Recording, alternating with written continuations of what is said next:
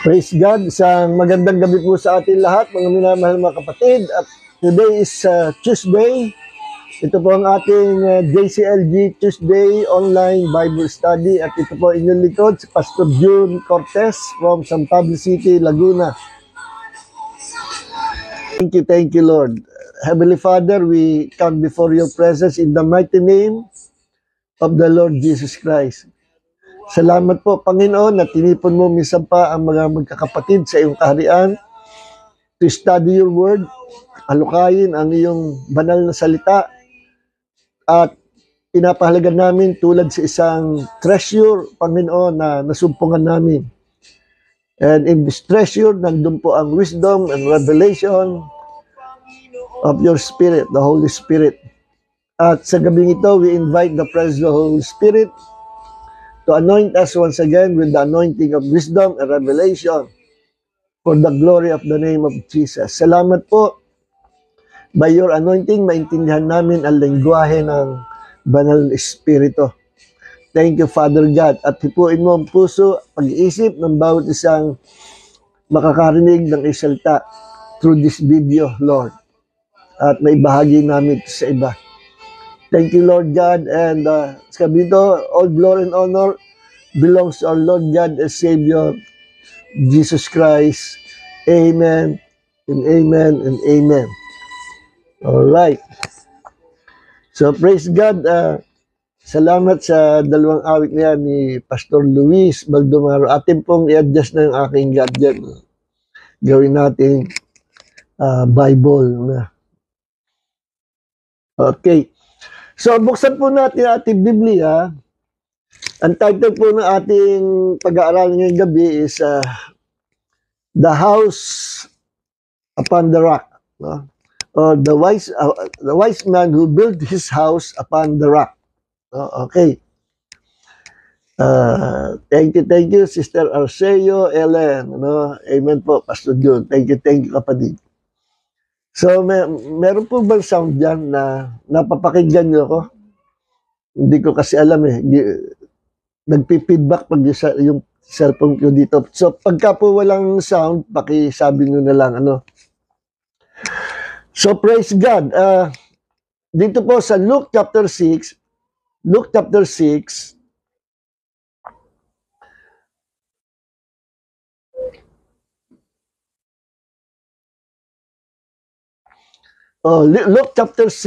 Lucas.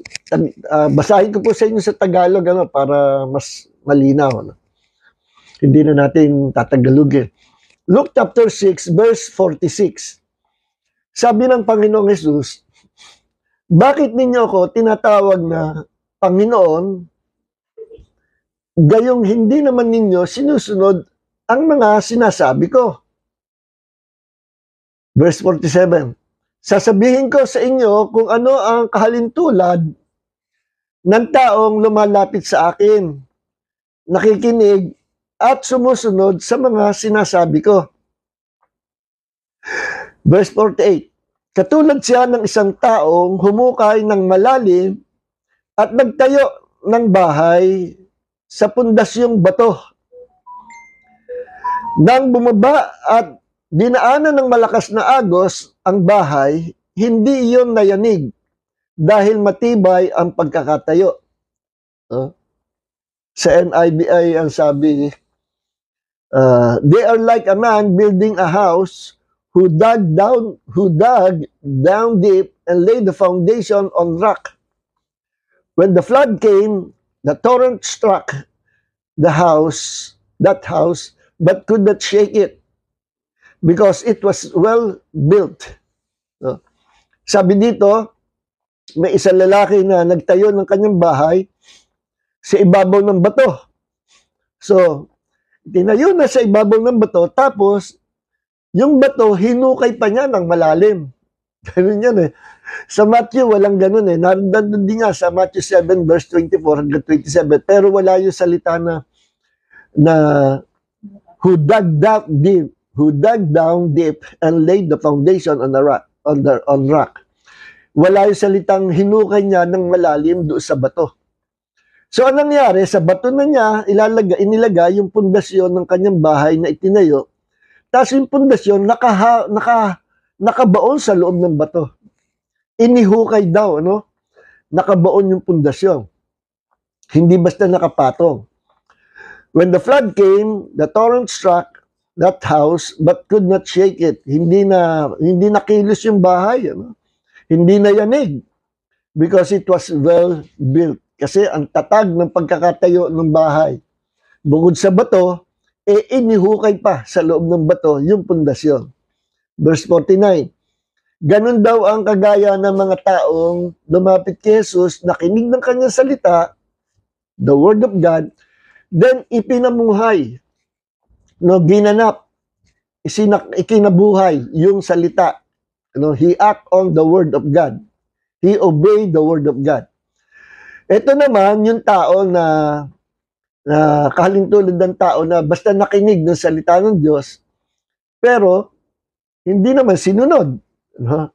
Ngunit ang nakikinig sa mga sinasabi ko, pero hindi naman ito sinusunod, ay katulad na isang taong nagtayo ng bahay na walang matibay na pundasyon, nang bumaba at dinaanan ng malakas na agos ang bahay, nagiba ito at lubusang nawasak.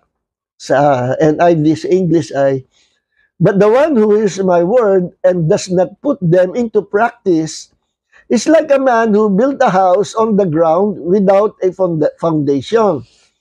The moment the torrent struck that house, it collapsed, and its destruction was complete. So, ganun po kahalaga yung sinabi ng Panginoon na dito sa parable ng house built upon the rock. Dalawang klaseng tao yung in-example dito ni Jesus. Isang tao na yung bahay, nilagyan ng pundasyon, at yung pundasyon, doon niya ipinatong sa ibabaw ng bato, hindi sa sand, sa bato. At hindi basta nakapatong, inihukay pa niya ng malalim sa loob ng bato. Ang tatag nun. At dumaan ang bagyo, dumaan ang malakas na hihit ng hangin, hindi man lang nayanig yung bahay. Matatag siya. Kasi nakabaon sa bato yung pundasyon. Yan daw ang tao na after na mapakinggan ang salita ng Diyos, ay sinunod ang salita ng Diyos, he act on the word of God, ipinamuhay niya ang salita ng Diyos, or he obeyed the word of God.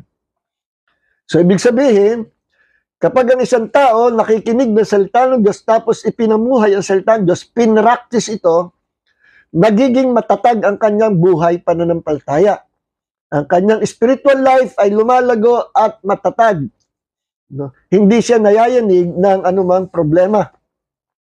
Hindi siya nayayanig sa anumang atake na gagawin ni Satanas.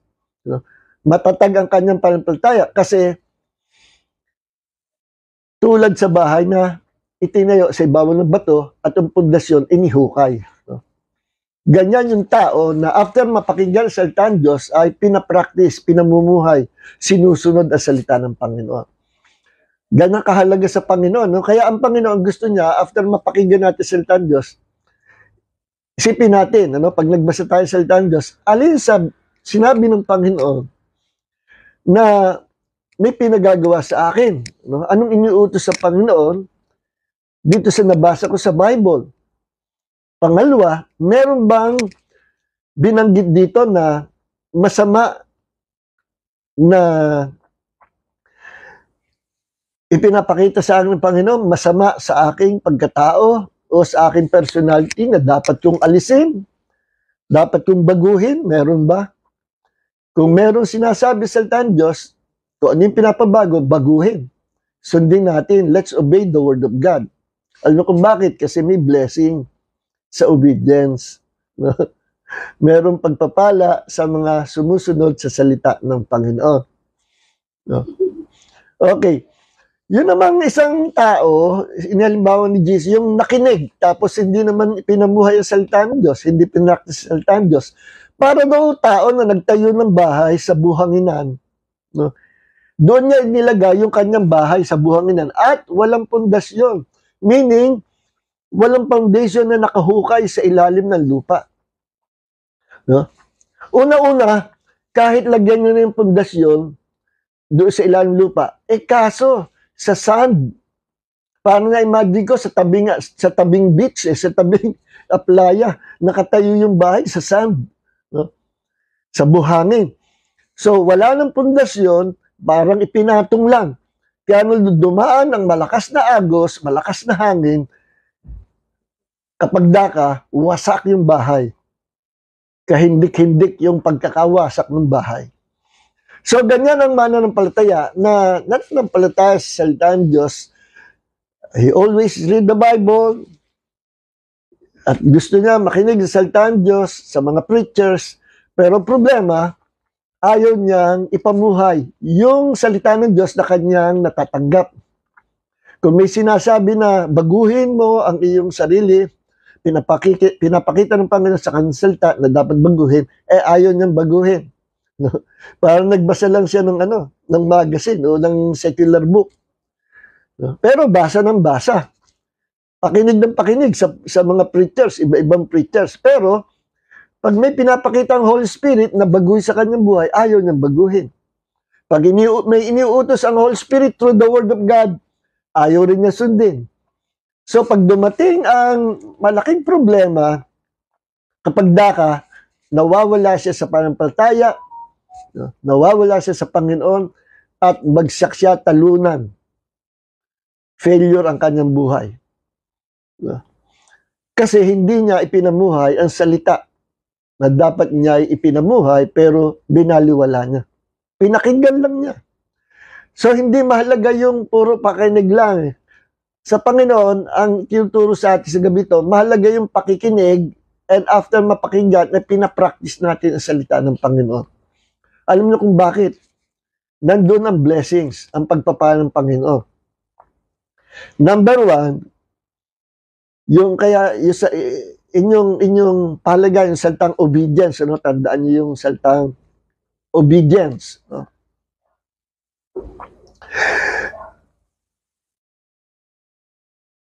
Kapag ang isang mananampalataya ay sumusunod sa Panginoon, may blessing ng Panginoon. May blessing. At una-una, banggitin ko yung dalawang ito, napakahalaga. No? Alam nyo ang palatandaan ng tunay na pananampalataya. Dito, ma-check natin ating sarili. Tunay kaya akong nananampalataya sa Panginoon? O baka ako ay naniniwala lang sa pamagitan ng isip ko, pero by heart, hindi naman. It must be heart faith, not head knowledge. No? Hindi sapat yung head knowledge.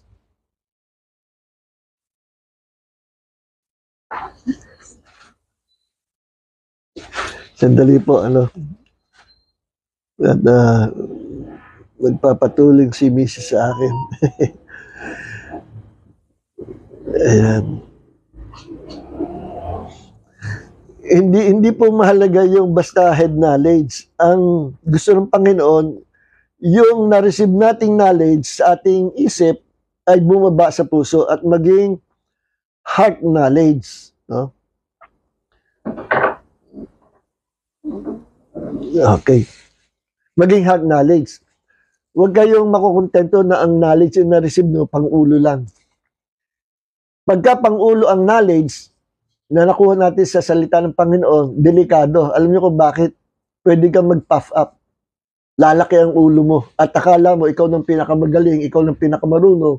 Tapos, i-compare mo na sarili mo sa iba. Mas marami ako alam na memory verse dyan. Mas magaling akong mangaral dyan. Mas matindi ang revelation sa akin ng Panginoon kaysa kanino mang mga ngaral. Nako, yan ay pride. Alam nyo, isa sa mga Greek word ng pride is topoo. To cover with smoke, yun ang ibig sabihin, or mamaga. Alam nyo yung mamaga, noon nilagkaroon ako ng gout sa paa, maga yung paa ko, kinakakain ko ng mga pagkain na bawal sa gout. Pero hindi na ulit, completely healed ako ng Panginoon. Noon namaga, laki ng paa ko, hindi ako makalakad. Parang ganun. Ang utak ng isang tao na napuno ng pride, namamaga. At akala niya ay siya ay tamang-tama, akala niya siya ang pinakamagaling, akala niya nalulugod ng Panginoon sa kanyang buhay. Hindi niya alam, hindi niya nakikita yung mga mali niya, yung mga attitude problems, hindi niya makita. Kasi nga, because of pride. Because of pride. And pride is like a smoke that will cover you. Or yung kung ano yung nakikita mo, no? Sa kabila, biglang pumasok yung fog, usok, no? Dahil umulan, hindi mo makita yung kabilang ibayo. Nangyari sa amin yan, naging guest speaker ako sa Infantap. Pagkakit namin sa bundok ng Real, umulan. Pag umulan pala doon, nababa yung fog.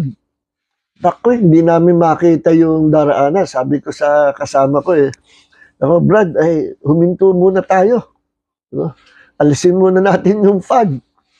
At buti, nakinig ako sa Holy Spirit. Inimpress sa akin, stop. No? Abay, nung nawala na yung fog, siguro 3 meters away from our car, abay, bangin. Bangin. Buti pa yung pagpunta ka sa Baguio, may mga harang yung mga bangin. Doon, wala Survival of the fittest. Mahulog ka kung mahulog. Walang mga harang Tapos ang daan sa bundok, parang bituka. No? Ay, bilib ako doon sa mga jeepney driver. Alam na alam yung, yung daan. Kahit may fog, dire-diretso rin sila. Palbasay, ilang beses na pabalik-balik doon. Kami nangangapa. Sabi ko, naku, kung nagkataon pala na tinuloy na, tuloy-tuloy, noong araw na pinagkakapihan na kami. Praise God, niligtas pa rin kami ng Panginoon. So, ganyan ang tao na mayroong pride, no, covered with smoke, or namamaga ang ulo.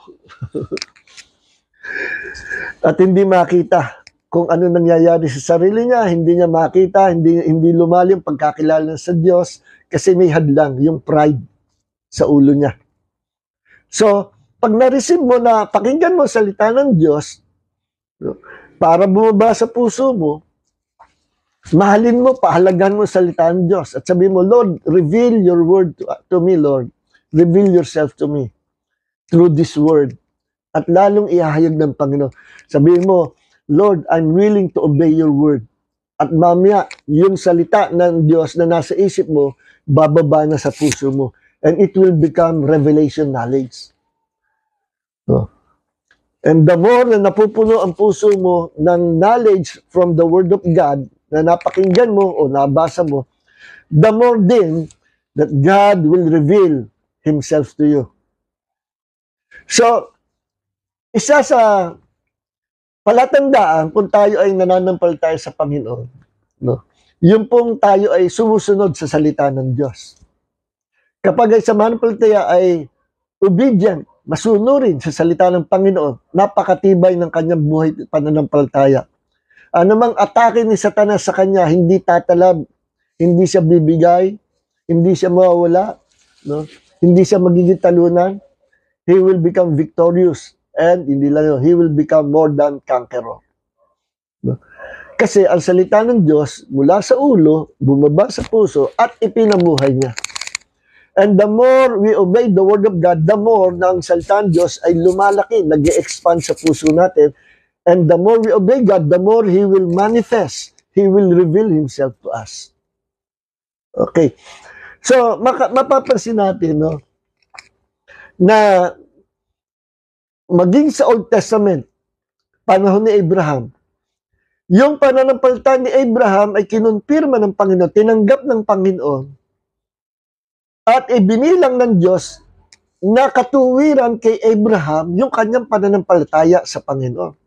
Because he believed God, God consider it, no? Or dahil siya sumunod sa Panginoon,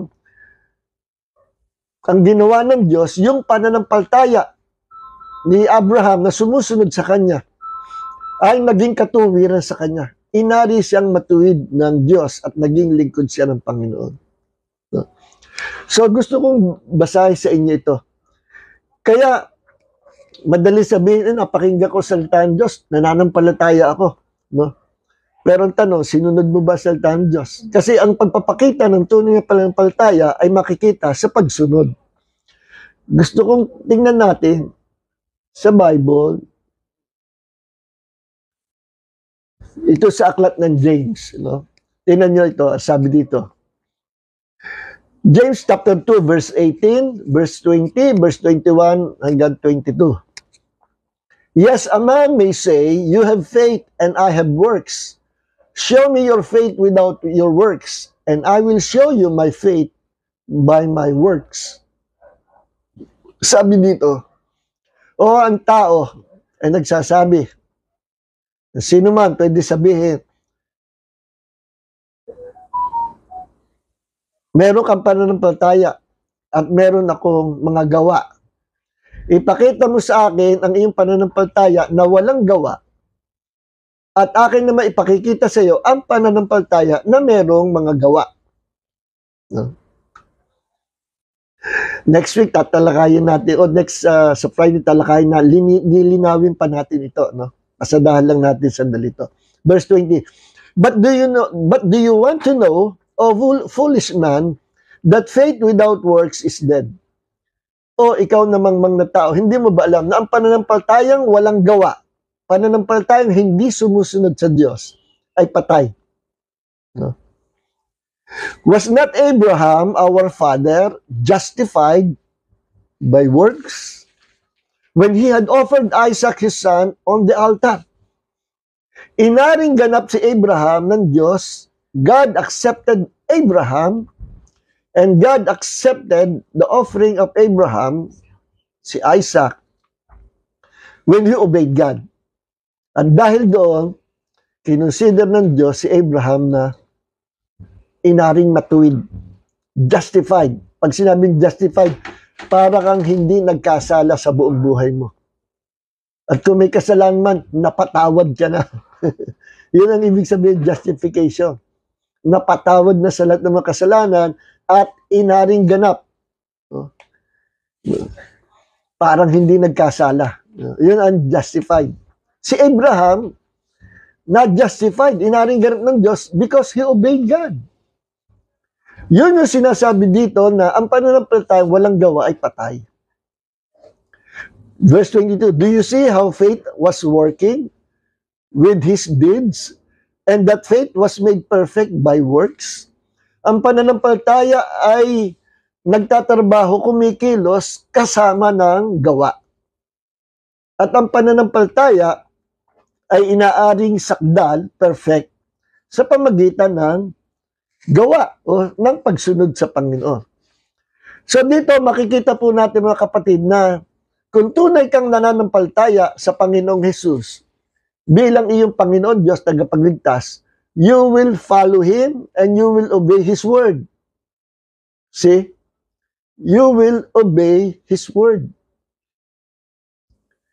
So, kasi ito yung matagal ko ng gusto ngang ituro kasi nakamulatan natin yung doctrine na only faith can save us. Totoo naman po yun. No?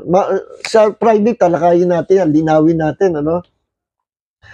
Kasi sa panahon ngayon, pag may nagturo ng faith, tapos plus works, husgahan ka, nakulto ka. Ang new salvation ay based sa works, kulto ka. Pero hindi ganun ang teaching ni Jesus eh. Ang teaching ni Jesus, ang teaching ng Bible, kung meron kang faith,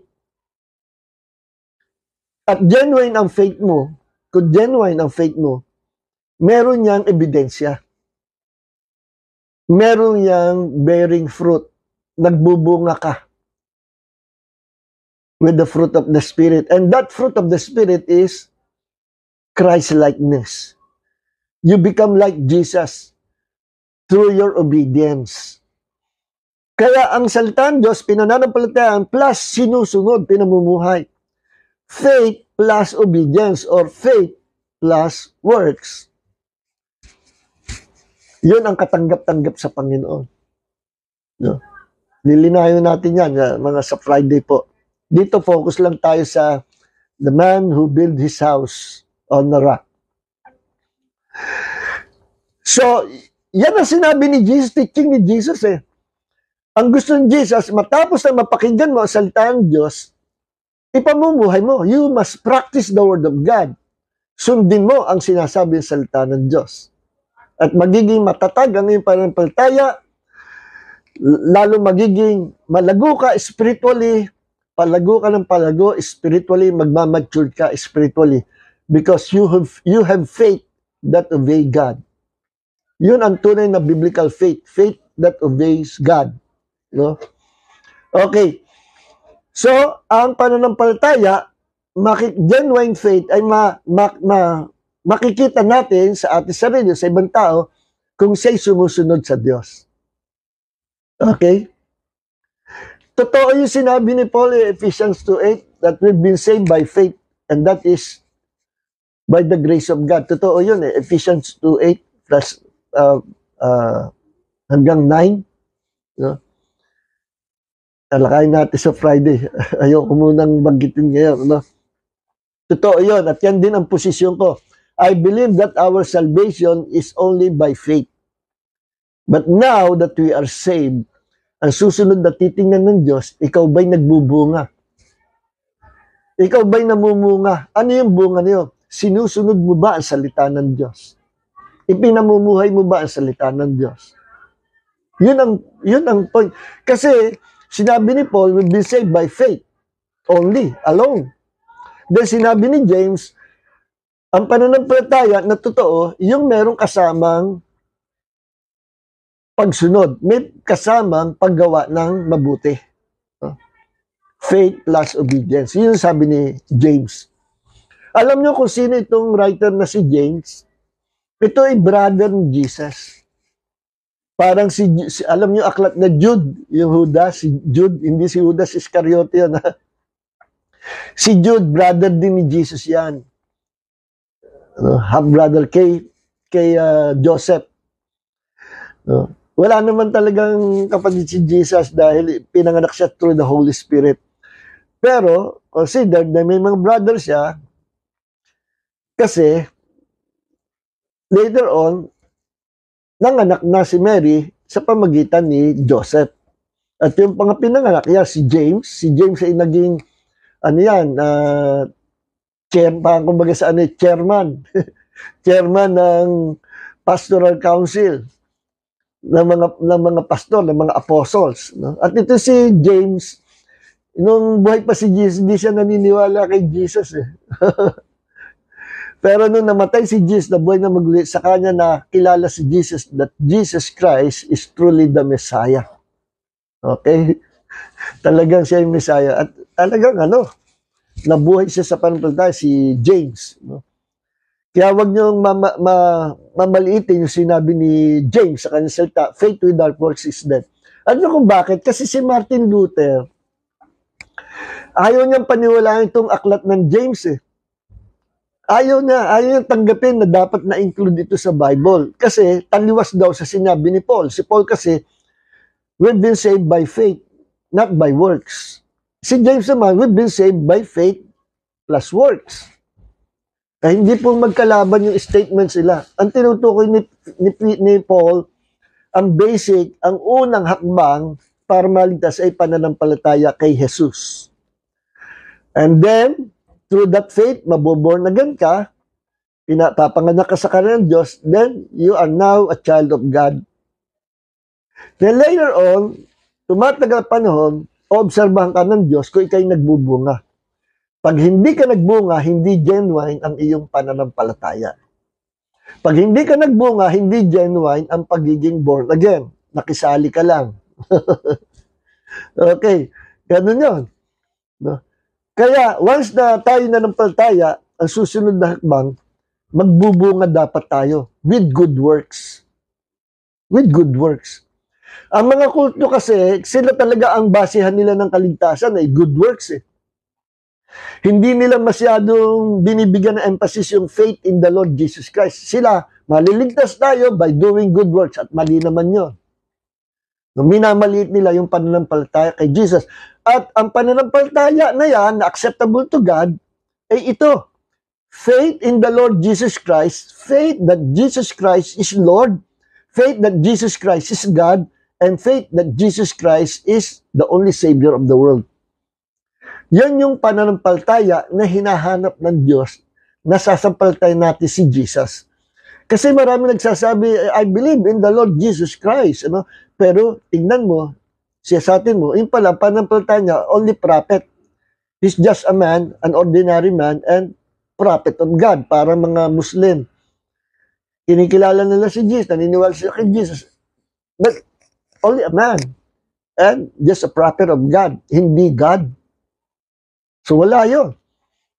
Ang mga Hindu religion, ano, may nakausap ako noon, yung yogi siya, nagyo-yoga, Amerikano.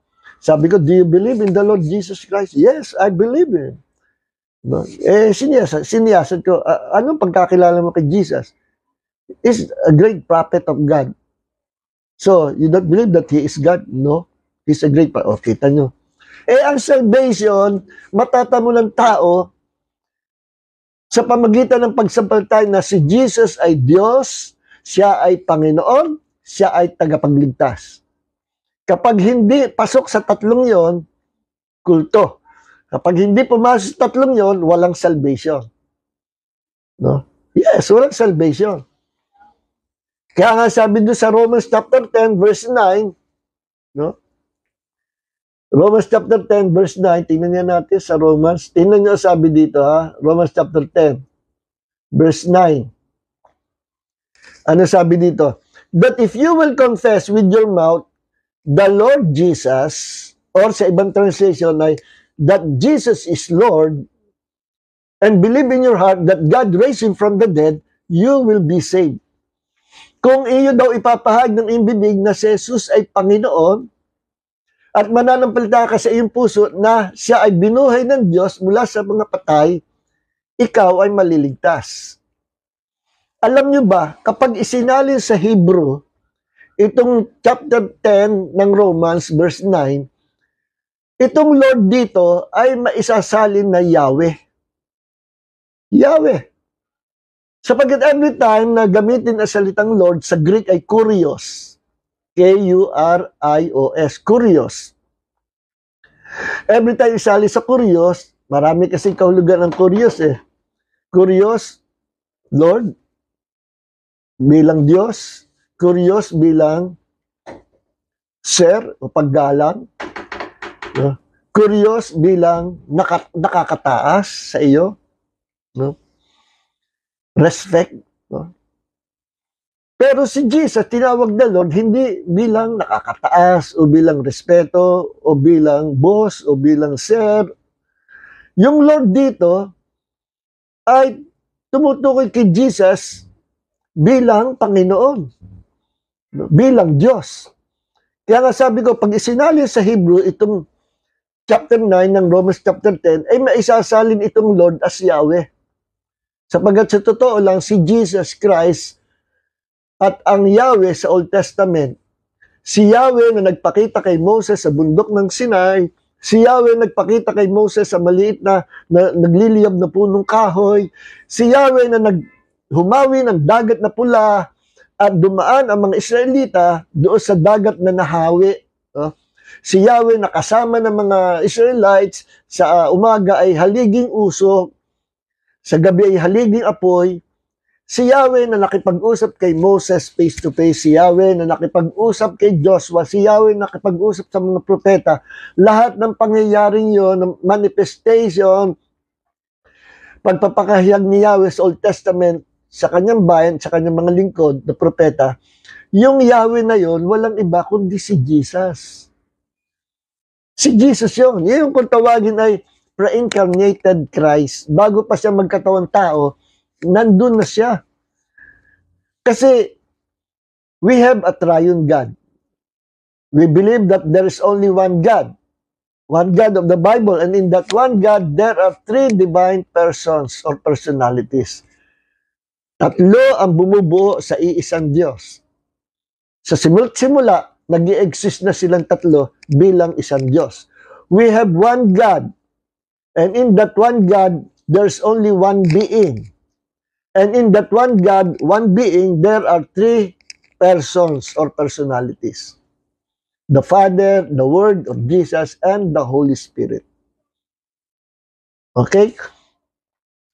So, yun po yun. At hindi na natin talakayin yan. Next time na lang. Ano? So, balik tayo dito sa ating paksa. Kaya, dito, ang salvation, unless you believe that Jesus Christ is Yahweh, He is God, wala ka salvation. Kasi sabi niya, if you will confess with your mouth that Jesus is Yahweh, and believe with your heart na siya binuhay mula sa mga patay, ay maliligtas ka. So, ang salvation nandoon sa pagpapahayag mo at pananampalataya mo na si Jesus ay Diyos. So, yun ang pundasyon na malalim.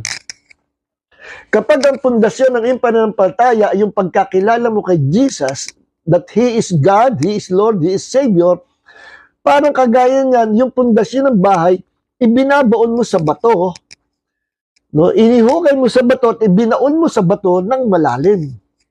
No? At may babaon mo lang ang pundasyon ng malalim na malalim sa loob ng bato kung ang pundasyon mo ay yung pananampalataya na si Jesus ay Diyos. Yun ang may katuturan. Pero kung pananampalataya mo lang, siya ay propeta lang o siya ay tao, wala kang kaligtasan. At mababaw para kang bahay tinayo sa buhangin, walang pundasyon. Pagdating ng Judgment Day, akala nyo ba application ng parable na yan sa buhay natin ngayon? Yes! Patungkol sa buhay natin yan, pero may double application yan. Pagdating ng Judgment Day at ang iyong pundasyon ay hindi si Jesus na Diyos, para kang bahay na tinayo sa buhangin, dumaan ang malakas na unos, dumaan ang malakas na hangin, no? At malakas na alon, wasak yung bahay. Pag ang iyong pananampalataya, si Jesus hindi Diyos, pagharap mo sa Judgment Day, you will be cast out into the lake of fire. Yes. Ganun yun. Okay. So, yun dapat ang pundasyon, na si Jesus ay Diyos. Gusto kong tingnan natin, yung sinabi sa Bible, sabi ni Jesus, one time, kausap niya kanyang mga apostles, kanyang mga disciples, sila na lang. Sabi ni Jesus, ano sabi niyo doon sa iba? Sino ako? Ano sabi ng iba? Kayo daw po isa sa mga propeta. Sabi po naman ng iba, kayo daw ay si Elijah. At biglang sumagot si Peter na pabigla-bigla. Gusto ko yung karakter ni Peter, pabigla-bigla. Kaya ang dalas na magkamali kasi biglain siya. Kakita nyo, na-deny niya si Jesus, nabigla siya. Tinanong siya, ikaw ba'y disipulo? Kasama ka ni Jesus? Hindi. Pabigla-bigla si Peter. Dito, bigla na naman siya sumingit. Pero maganda yung pagkakabigla niya kasi meron siyang revelation from the Father. Simon Peter answered. Sabi ni Peter, bigla sumagot siya. At sumagot si Peter na sabi, you are the Christ. You are the Messiah. Prophesied. Ikaw yung Messiah na pinrapisay sa mga Jewish manuscripts. Yung mga manuscript na yun, yung po galing Bible natin. Ikaw yung inihula sa mga manuscripts sa Old Testament. You are the Christ. Ikaw yung inihulang darating na tagapagligtas. Kristo, Christ, the Messiah. No? So, pangalawa, the Son of the Living God. Meaning, pag sinabi Son of the Living God, that means Jesus Christ is God. Naunawaan ni Peter through the revelation of God that Jesus is truly the Messiah na hinihintay na matagal ng mga Jews, and Jesus Christ is God. Kasi sabi niya, you are the Son of the Living God. Paano yun, Pastor? Tayo din naman tiyatawag na we are sons of God. Teka muna. Iba ang pagka si Jesus sinabing the Son of the Living God, iba yung pagiging anak ng Diyos niya. Kaya tawag niya sa akin, the only begotten Son. No? Pag sinabi the only begotten Son or Son of the Living God, that means Jesus Christ is the same with the Father. They are one. At siya yung galing sa Ama. Kaya tinawag na begotten. The only begotten Son of God. Meaning, hindi naman nanganganak ang Diyos kundi ibig sabihin, nanggaling siya sa loob ng Diyos. Siya isinugo, pinadala. Kasi ang ating triune God, the Father, Jesus, the Holy Spirit, may kanya-kanyang ministry, ministry office, no? Ang God the Father tumatayo as chief executive sa isang kumpanya, parang gano'n. Then, siya yung sender, taga-sugo. So, I believe ang God the Father hindi umaalis sa langit. Ang bumababa si Jesus at ang Holy Spirit. Sila yung sinesend. So, sa posisyon ng ministry or office, pinakamataas ang God the Father. No? Yes, sabi nga Jesus, the Father is greater than me. Totoo yun. Sa posisyon, sa office. Pero sa pagiging Diyos, they are all equal with one another. Ang Ama equal with the Holy Spirit, ang Ama equal with Jesus. Sa pagiging Diyos. At itong tatlo ito, ang tinatawag na iisang Diyos. Yes. Kaya hindi mo pwede paghiwa-hiwalay yung tatlo. Kaya dito, inire-reveal na si Jesus, through the revelation of the Father kay Peter, inire-reveal that Jesus Christ is the Son of the living God. Kaya nga siya babatuhin ng mga Jew Dahil doon sa title niya na Son of God, nagalit ang mga Jew, blasphemy. How dare you, sabihin mo that you are the Son of God. Ano ka, Diyos? Yan ang nila, pumapasok sa isip nila. Kasi under the Old Covenant, pag binasa niyo Old Testament, during those times, may mga tinatawag na sons of God din. At yung mga sons of God na yun, ay yung mga angels na bumaba sa lupa. No?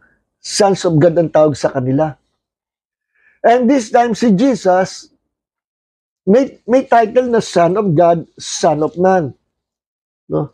Na-offend ang mga Jew kasi sabi nila, ano ka, Diyos? Sasabihin mong you're the Son of God? Kaya ginagamit ni Jesus, the Son of Man. So that they might not be offended.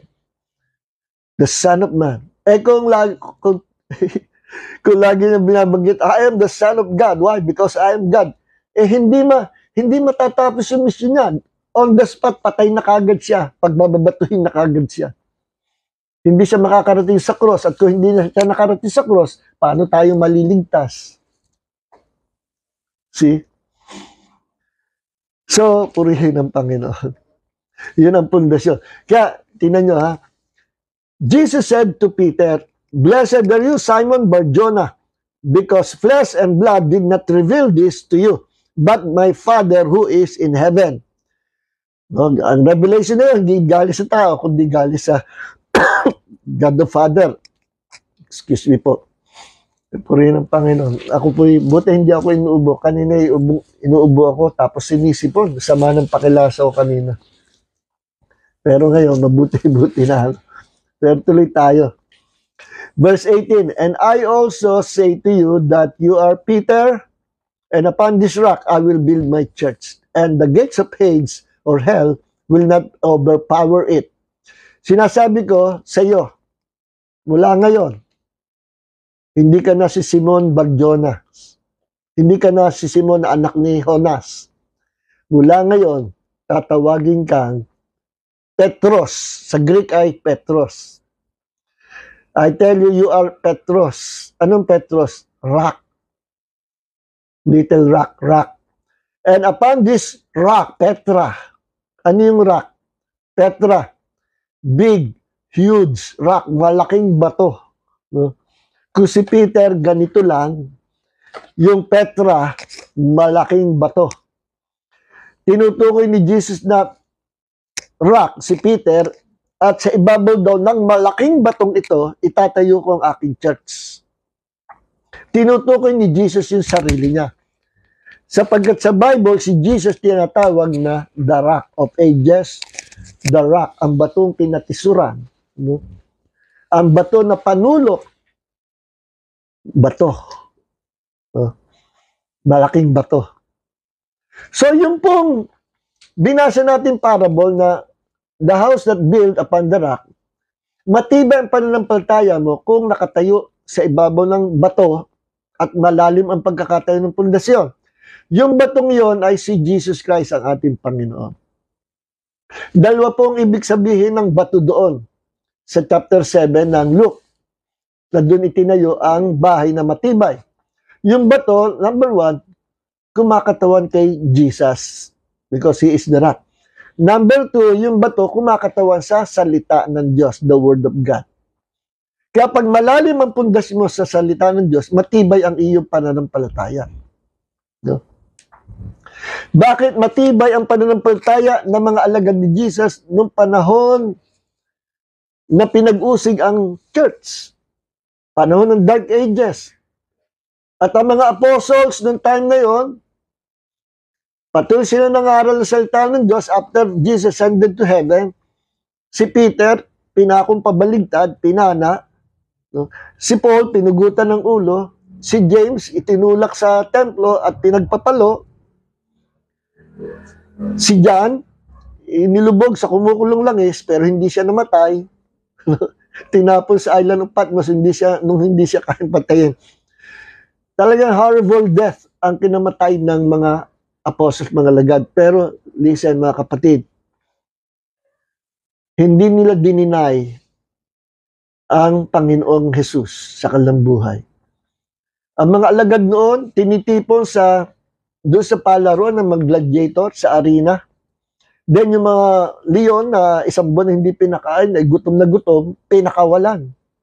Ang daming Kristiyano tinipon doon, pinagutay-gutay ng mga leon. At nagulat, doon sa book of, anong libro yun? Taxes Book of Martyrs. Nandoon yung history ng church. Nagulat yung mga sundalo nung nililinis nila yung area, pinupulot yung mga pugot na ulo. Aba yung mga pugot na ulo, mga nakangiti, nakatawa. Nakatawa. Nagulat yung naging palaisipan doon sa mga sundalo, nagulat sila. Mga gutay-gutay, nilapa ng leon yung mga ulong pirapirosi, mga nakatawa, nakangiti. At ako'y nananampalataya na nung time na susugapan silang leon, nagpakita si Jesus. Kaya lahat sila'y naka-smile. Hindi nila naramdaman ang sakit na sila'y lapain ng leon. Anong paraan para sila'y maligtas doon sa persecution na? I-deny lang nila. Itatwa lang nila si Jesus. Hindi sila papatayin. Ganon din ang mga apostles. Sabihin nyo lang na si Jesus, hindi nyo Panginoon. At ang Panginoon nyo si Caesar. Ligtas na kayo. No, never. Patayin nyo na kami. Jesus is Lord. Sumisigaw sila, Jesus is Lord. Means Jesus is Yahweh. He is God. See? Kaya yun po. Ngayon, kaya dito sabi ni Jesus, ang aking iglesia, ang aking church, itatayo ko sa ibabaw ng batong ito. Meaning, ang foundation ng church ay si Jesus Christ. Itinayo sa pundasyon ng bato. Anong pundasyon yun? Pundasyon ng revelation ni Jesus that Jesus is the Messiah. Number 2, that Jesus Christ is the Son of the living God means Jesus Christ is God. Tayo tinatawag ni sons of God pero hindi bilang God, kundi adopted lang tayo. Ang mga angels tinatawag na sons of God, pero hindi God. Kasi sila'y created beings lang. Si Jesus ang tinawag na Son of God, meaning, siya at ang Ama ay iisa. Sinabi sa John chapter 10 verse 30, meaning, kiniklaim niya that He is God. Kapag tinawag siyang the Son of God. See? So yun ang dapat pundasyon ng isang church na matibay, matatag, at tunay na church ng Panginoon. Malalaman nyo, ang tunay na church ng Panginoon, ang foundation ay si Jesus Christ na Messiah. Siya yung Jesus sa Old Testament, Yahweh, na ipinrapisay na magiging tagapagligtas, the Messiah. Plus, Jesus Christ is the Son of the living God, meaning Jesus Christ is God. Yun ang pundasyon ng tunay na church. At sa pundasyon ng tunay na church, hindi magtatagumpay ang pintuan o ang gate ng impyerno. No? It represents the devil and his army, the gates of hell. Hindi magtatagumpay. Bakit? Sapagkat ang church na itinayo sa pundasyon na si Jesus ang siyang tunay na Messiah, si Jesus ay tunay na anak ng Diyos at siya ay Diyos, yan ang totoong church of the Lord Jesus Christ. Pag ang church nagsasabi hindi Diyos si Jesus, fake yan. Leave that church. Stay away from that church. Kulto yan. Yes. Basta sinabi si Jesus Christ hindi Diyos at tao lang, o kaya siya ay Diyos na maliit, created to become God, kagaya ng JW, sinasabi yan, cult yung mga yan. Okay? Cult. So mga kapatid, yan ang pundasyon natin. At as long na ang pundasyon natin, yung pagkakilala sa pagiging Diyos, pagiging Messiah Jesus, matibay yung pundasyon natin. Kaya sinabi ko, ang bato, si Jesus, pangalawa, ang bato ay salita ng Diyos. Kaya, dukalin natin salita ng Diyos. Magpakalalim tayo sa salita ng Diyos. At alam niyo po ba, the more we obey God on His Word, the more na ibinabaon natin ang pundasyon ng gusali na tinayo natin. Gusali ng pananampalataya. Parang kagaya niyan halimbawa, ito yung tulos, yung pinaka-pundasyon, na bakod. When you obey God, para mong pinukpok yan. Pinukpok yan ng maso. Book. Sumunod ka uli. You obey God. Puk. Sumunod ka uli. Puk. Sumunod ka uli. Puk. Sumunod ka uli. Puk. Hindi malalim ang pundasyon. The more you obey God, continually obeying God, the more tuloy-tuloy ang paglalim ng pundasyon mo sa pananampalataya at walang bagyo, walang satanas, walang atake from the devil ang pwedeng mag-alis sa iyo sa paglilingkod sa Diyos dahil tunay na matatag ka. No? At ganun din, kung saan ka tinanim ng Panginoon, matatag ka ron. Bakit maraming nawawala sa church na pinagtaniman ng Panginoon? Kasi nanghihina sa pananampalataya. Na-offend sa kapatid, na-offend sa Diyos, nanghina sa pananampalataya, natisod. Bakit natitisod? Kasi hindi malalim ang pundasyon. It must be founded upon the rock, na ang pundasyon inihukay ng malalim. So let's continue to dig the Word of God, the revelation of God, at tumibay tayo sa pananampalataya. So mga kapatid, dito na lang at purihin ng Panginoon. Yan ang gusto ko pagka every time I share the Word of God, kahit masama ang pakilasa ko, nawawala po yung masama ang pakilasa kanina. Sisinghap-singhap na ako. Kaya ako dapat speaker bukas sa prayer meeting namin, pinakancel ko. Sabi ko, masama ang pakilasa ko. Pipilitin ko na lang mag-live stream ngayon. Praise God. Gumanda ng pakiramdam ko ngayon. So, purihin ang Panginoon. Maraming po salamat sa mga kasama natin sa Bible Study sa gabi ito. At I pray na ibahagi nyo ang mga katotohanan ito sa mga kaibigan natin, sa mga OFW, na mga kapatid natin na walang church, na madaluhan, mapakain sila sa salita ng Panginoon. Maraming po salamat at let's pray muna. Lord, heal those who are sick right now in Jesus' name. And Panginoon, yung mga tao nangangailangan, tugunin mo sa kanilang panalangin, Panginoon. And Lord, let them abound in your grace.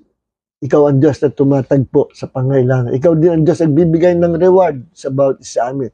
Ikaw din ang Diyos na nagtataas sa amin kapag kami ay nagpapakababa. The humble will be exalted, and the person who is full of pride, sila'y binabagsak, binababa mo. Maraming po salamat, Panginoon, sa pagtataas mo sa bawat isang anak ng Diyos who learn to humble themselves before your presence under your mighty hand. Maraming po salamat for healing all those who are sick right now. Thank you, Father God, sa mga nakasama namin sa Bible study. And Lord, at gindi sa mga makakapanood, makakapag-aral nito sa salita ng Diyos habang ibinabahagi. May the grace of the Lord Jesus Christ, the love of the Father, and the fellowship of the Holy Spirit be with you all. In Jesus' name, amen. God bless you all.